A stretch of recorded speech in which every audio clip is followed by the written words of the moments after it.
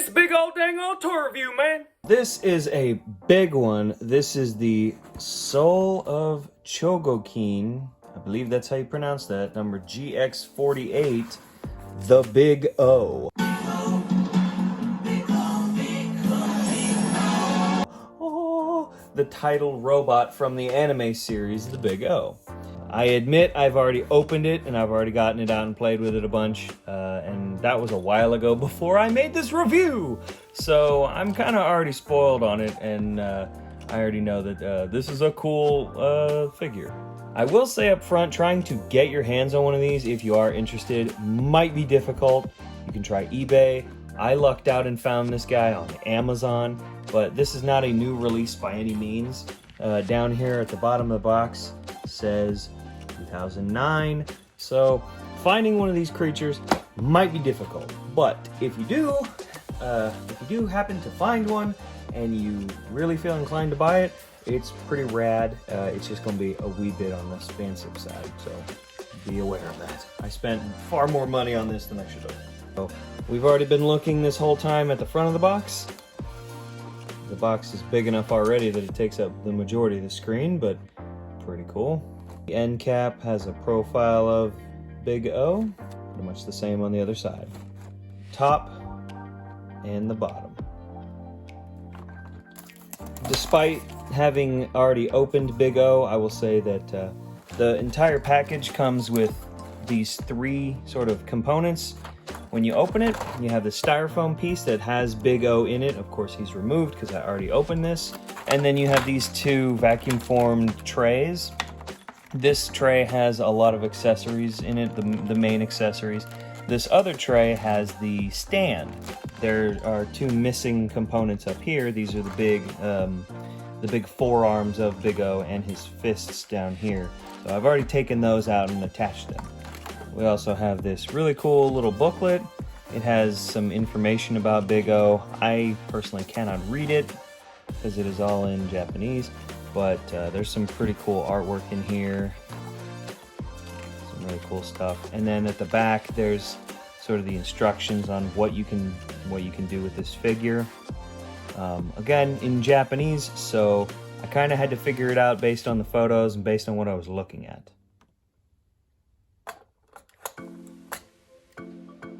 And there is Big O on the stand with all of the extra parts that come with him. And quite frankly, that's a pretty cool display piece like that, with all the extra pieces on that base, so you can keep everything together. Very cool. I do already have one complaint about the stand, and that is that that little component back there doesn't like to stay on this little stand part. But we'll get to that part later. For a quick size comparison, here's Big O standing next to a 6-inch figure, and here he is standing next to a 3 3/4 figure. So clearly, he is a big boy, hence the name Big O, I suppose. As we can see here, he's standing in at about 8 inches in height. If we flip the ruler, we're looking at roughly 21, a little under 21 centimeters or so. 20.5 centimeters, something like that. So first we will look at the robot itself. We will look at Big O, top to bottom. And the first thing I want to point out is the fact that this thing has a lot of die-cast parts in it, a lot of metal pieces. So it's honestly pretty heavy. Let's see, right in here, these parts in the arm, that's all die-cast in metal. Parts in the body, and the very skinny thigh. These components are metal. So this guy's actually got some heft to him. He's pretty heavy. I mean, there's still plenty of plastic as well, but you know, I think it's pretty nice to have a robot like this.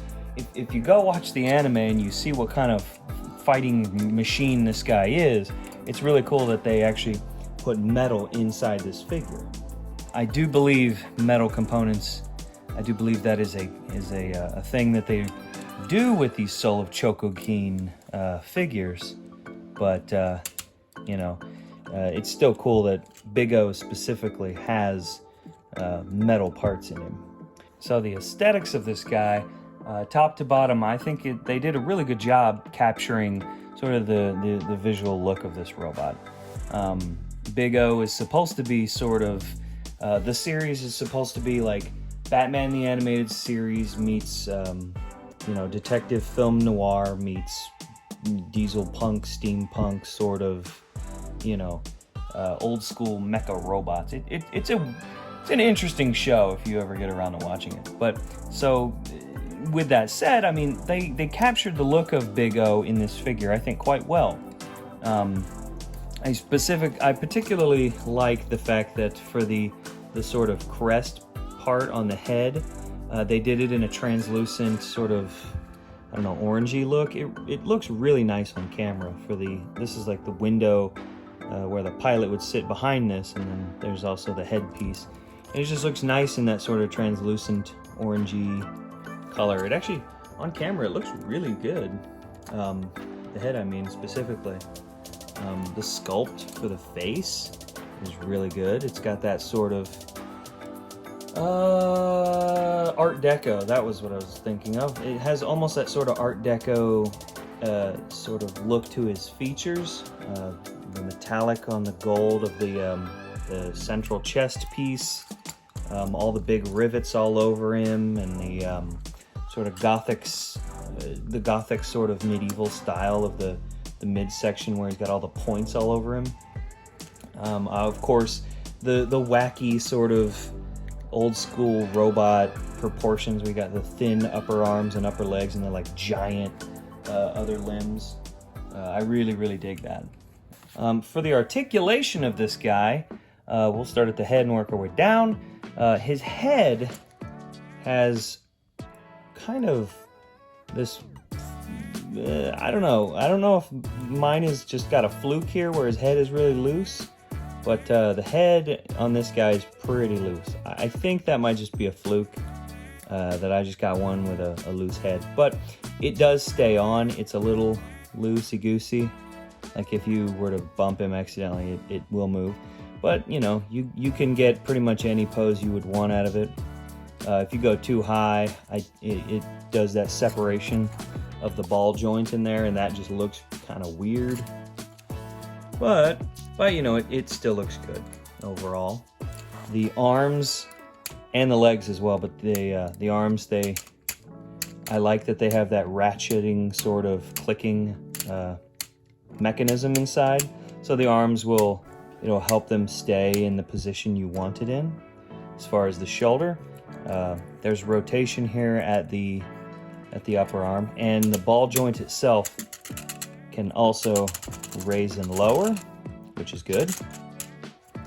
As I already sort of showed you, the elbow does have this bend, and to get this arm straightened out even more, you can push that section in, and it's spring-loaded. Kind of see what I'm doing there. Poke that component in the elbow in, you can straighten the arm out even more. So you can really, you know, get that straightened out arm, make it look like he just did a big old punch. Unfortunately, at the waist, there's a little bit of movement, but frankly, you're not getting anything out of this joint. This is not gonna really move much of anywhere.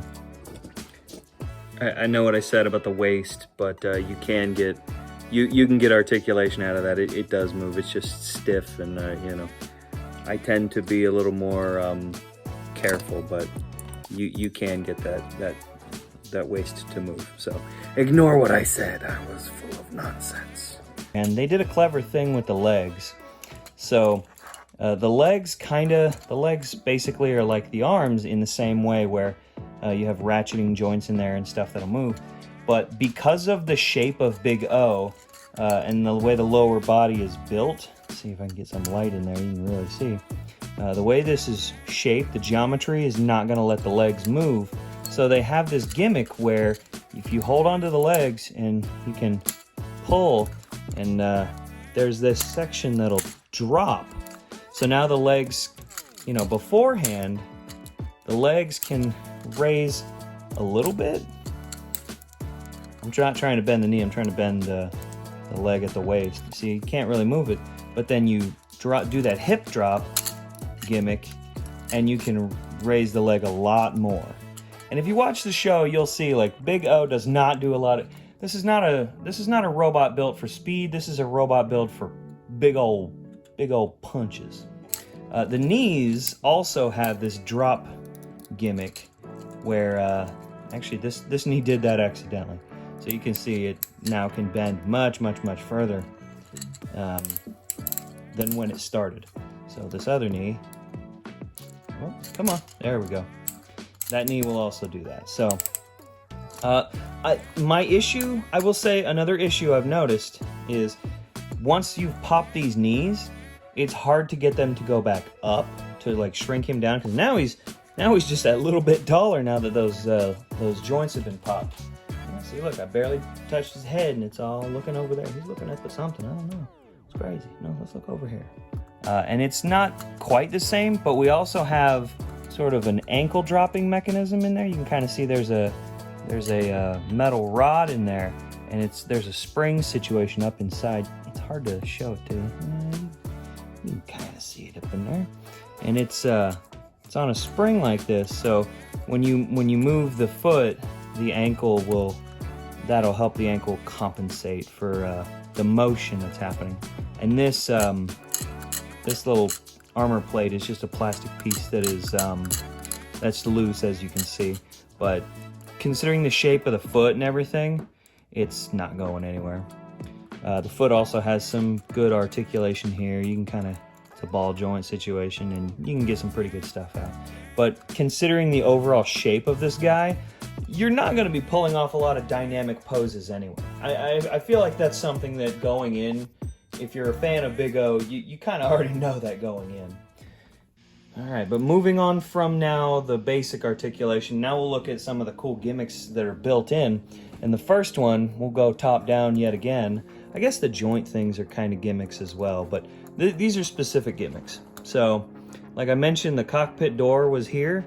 There's a tab on the back, so you can kind of get that and pull up on this thing. And this whole collar section kind of raises up, just like in the show. And the cockpit little bubble thing is inside there, just like in the show. And honestly, that's pretty cool. So you can raise that up and have that displayed that way. And then it, of course, just snaps back down. And then you have the next gimmick, which is Cannon Party, one of Big O's attacks in the show, where the whole shoulder section, this whole bit will just raise up, and it exposes the cannons just like in the show, which leads into one of the accessory items. This set of parts, these are supposed to be the cannon barrels. So you take, this is the stand piece for the base that they're normally attached to. Pop off the little parts, like so, and you can plug that in, like so. So yeah, you can have Big O using the Cannon Party attack with these little attachable little extra parts. Just the next built-in gimmick is a part swap. Just like the Cannon Party, there is Missile Party. So Big O's sort of abdomen section opens up in the show, and there's like these missile racks inside. So same here. You swap out the normal ab section with this different one that has the racks of missiles opened and ready to fire. So same idea, just my complaint though is that this sticks on him pretty well, but on the base this doesn't really clip on. This is the part on the base that was loosey-goosey and just would keep falling. So that is a complaint that I have. It's not a deal breaker by any means, it's just kind of annoying. Now the next gimmick, which to me is the coolest gimmick because I would consider it the main attack of Big O, it's the whole forearm itself. So what this does in the show, this big old piston part ejects back, and then when Big O punches a bad guy, this thing goes forward and it just like makes a big old explosion of like, and it just blows through the bad guy.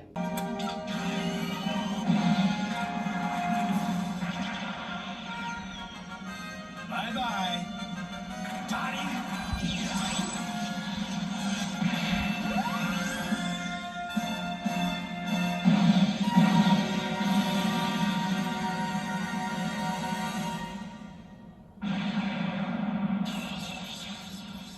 It's pretty doggone rad. So Big O, he can do the same, this figure of Big O, rather, can do the same thing. So the chrome cylinder back here can be pulled back until it clicks, and you push here on the fist, and it does that attack, and that's, honestly, that's really cool to me. Sudden Impact is the name of that attack. So, you know, you can be sitting here and you can be playing, and you just be like, I'm a bad guy, and he can just be like, oh yeah, bam, ah!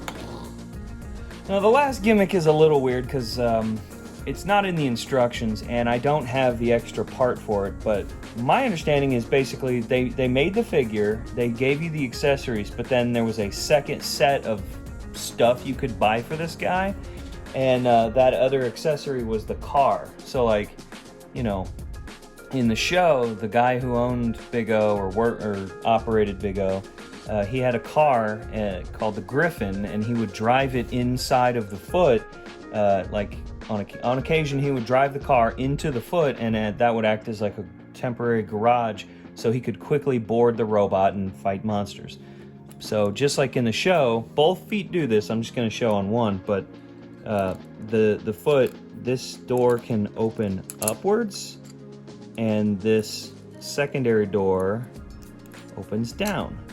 So that opens up, and that's a space for the car to actually drive into. But the car doesn't come with the Big O figure. And I do know that there is a set that comes with some extra parts for Big O. Case in point is around the waist, these little pointy bits are able to shoot off with these chains. And so those are an accessory you can get. The arms can be in the end of the show. The arms like open up and like in the second season of the show, the arms open up and there's like these big old cannon machine guns inside, and you know, just there's some other accessories that can be bought in a separate set. So there is that. And for whatever reason, even though the foot can open up and it's part of the base robot figure, the car is sold separately. But you know, that's what it is, and I guess they were trying to make more money and have a second set of parts for this guy. So it is what it is. So the last gimmick, or rather accessory, I suppose, is the second set of hands for Big O. And these are just open hands with individually posable fingers. And I haven't really bothered to attach these to him because I don't really feel like I necessarily want to attach them. But each of the 5 fingers, or 4 fingers and thumb if you want to be a stickler about those kind of things, each of them are posable. So, you know, you can do like heavy metal, or you can give a thumbs up, kind of, or, you know, if you had like a sword or something, you could be like, hey, he's got a sword, except it's a pen, because the pen can be mightier than the sword, and you can write a strongly worded letter to the president of YouTube. I don't know why, that's what happens when I go off on a tangent and try to improv. Oh god, I'm still going. What's happening? Sorry about that. Also, the wrist can move separately. There's one of the hands attached, just to kind of see what it looks like. So, you know, now he can be like, hello, how are you? Heavy metal, because he's a robot. Ah! I'm losing my mind, aren't I? So, as for final thoughts on Big O, I am quite happy with this. I really like the way that the different joints move. The ratcheting joints are always a nice feature. on figures. I think it makes, I personally feel like it makes them more sturdy. The fact that this guy's die cast in a lot of places is really cool as well. And frankly, even though this is one of like a 2-part set, technically speaking, because they do have like the expansion part set that's available, despite that, this figure by itself, just the base figure, is pretty darn fun. They got the main sort of, the main gist of what I would want out of a Big O. Considering this is a fairly expensive figure from a fairly expensive line of figures, I don't know that I would recommend anybody, well, I don't know that I'd recommend the average person who's just like a casual fan of anime or Big O go out and try to buy this thing. But if you're like, you know, like me, a crazy person, or you're like some kind of super fan or whatever, and you just have to have a figure of Big O, this guy's absolutely worth the money. He's really, this thing is fairly well built. There are some issues, mine in particular, the head, like I mentioned. You know, the accessories, like the cannon, the missile party accessory is a little janky, but overall, I think this guy is really cool. And if I were to grade it, maybe 4 out of 5 stars, I think. I don't know. I've never done any sort of grading system here yet, but I think that's a pretty fair. I think that's a pretty decently fair review. So not entirely perfect, but honestly, this is a really cool figure. So thanks very much for watching. Have a good night.